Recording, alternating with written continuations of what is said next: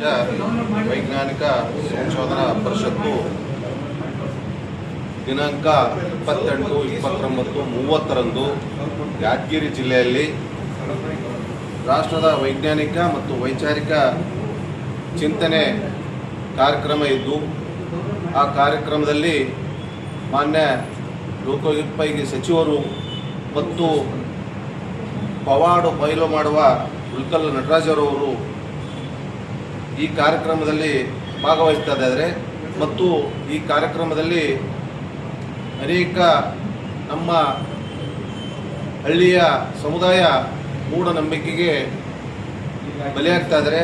ಅದರ ಒಂದು ಪವಾಡ ಕುರಿತು ಉಳ್ಕಲ್ ನಟರಾಜರವರು ಭಾನುಮತಿ ಎಷ್ಟು ನಿಜ, ವಾಮಾಚಾರ, ಪುನರ್ಜನ್ಮ, ಸತ್ಯನ, ದೆವ್ವ, ದೇವರು ಮನುಷ್ಯರ ಮೇಲೆ ಬರುತ್ತದೆ, ಪವಾಡಗಳು ನಡೀತಿವೆ ಎಂಬ ಅನೇಕ ವಿಚಾರಗಳನ್ನು ಈ ಕಾರ್ಯಕ್ರಮದಲ್ಲಿ ಇರುತ್ತದೆ.